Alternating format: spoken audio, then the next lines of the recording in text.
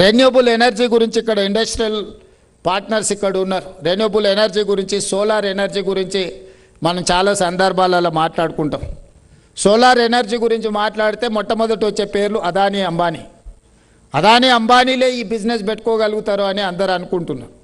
కానీ తెలంగాణ రాష్ట్రంలో ఇదే స్వయం సహాయక సంఘాలకు 1000 మెగావాట్ల సోలార్ విద్యుత్ ఉత్పత్తి చేసి రాష్ట్ర విద్యుత్ శాఖకు సరఫరా చేయడానికి ఒప్పందాలు చేసి వాళ్ళకు అవసరమైన భూములు కేటాయించి వాళ్ళకు అవసరమైన బ్యాంక్ లింకేజ్ ఇచ్చి ఈరోజు 1000 మెగావాట్ సోలార్ పవర్ ఉత్పత్తి చేసే శక్తిని ఈరోజు మహిళలకు అందించి అదానీ, అంబానీలతోని తెలంగాణ ఆడబిడ్డలు పోటీ పడడానికి ఈరోజు తెలంగాణ రాష్ట్ర ప్రభుత్వం అవకాశం ఇచ్చింది.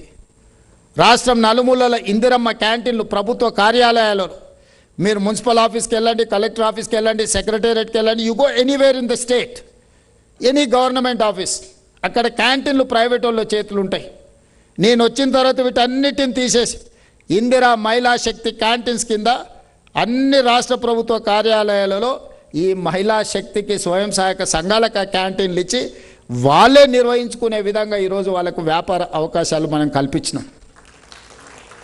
ప్రతి జిల్లాలలో జిల్లా స్థాయిలో మహిళా సంఘాలకు భవనాలు కట్టించి వాళ్ళ వ్యాపారాల గురించి వాళ్ళ అభివృద్ధి కోసం మహిళలు చర్చించుకోవడానికి ఈరోజు మనం అవకాశం కల్పించినాం.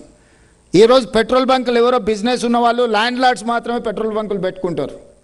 కానీ నారాయణపేట వివిధ జిల్లాలలో పెట్రోల్ బంకులకు వాళ్ళకి స్థలం ఇచ్చి మొత్తం మహిళా సంఘాలే పెట్రోల్ బంకులు నిర్వహించుకోవడానికి పూర్తిగా ఎంపవర్ చేసి ఐఓసి లేకపోతే భారత్ పెట్రోలియంతో మాట్లాడి పెట్రోల్ బంక్స్ వాళ్ళకి ఇప్పించి ప్రభుత్వం భూమి ఇచ్చి ఆ కంపెనీలతో వాళ్ళకు ఒప్పందం చేయించి ఈరోజు మహిళా సంఘాలే పెట్రోల్ బంకులు నిర్వహించుకునే పరిస్థితి తెలంగాణ రాష్ట్రంలో మనం కల్పించినాం.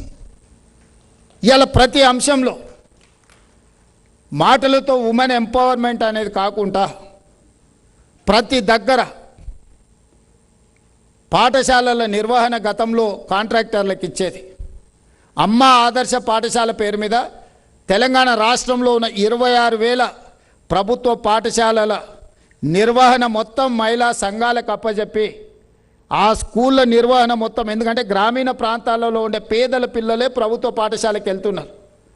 ఈ పాఠశాలలు కాంట్రాక్టర్ల చేతుల్లోనో ఇతరుల చేతుల్లో ఉంటే వాళ్ళ పిల్లలు అక్కడ చదువుకోనప్పుడు ఆ పాఠశాలల పట్ల వాళ్ళకు బాధ్యత పూర్తి స్థాయిలో ఉండడం లేదు అని ఈ మహిళా సంఘాలకి 26,000 పాఠశాలలను అప్పచెప్పి అమ్మ ఆదర్శ పాఠశాల పేరు మీద ఈ పాఠశాల నిర్వహణ మొత్తం ప్రభుత్వం ఫండ్స్ అన్ని కూడా ఎస్ఐజి గ్రూపులకే పంపించి ఈరోజు వాళ్ళతోనే ఆ పాఠశాలలు నిర్వహించే కార్యక్రమం తీసుకున్నాం.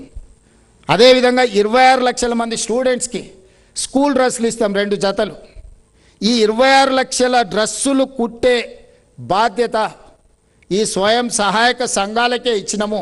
అంతకుముందు 25 రూపాయలు ఉండి ఒక డ్రెస్సు కుడితే, కానీ సంఘాలకు ఇచ్చినాక దాన్ని 75 రూపాయలకు పెంచి ఈరోజు ప్రభుత్వ పాఠశాలల్లో చదువుకుంటున్న విద్యార్థులకు ప్రభుత్వం ఇచ్చే బట్టలను కుట్టే కార్యక్రమాన్ని కంప్లీట్గా కార్పొరేట్ కంపెనీల నుంచి డిలీట్ చేసి ఈ స్వయం సహాయక సంఘాలలో ఉన్న మహిళలకే ఈరోజు మనం అప్పచెప్పడం జరిగింది.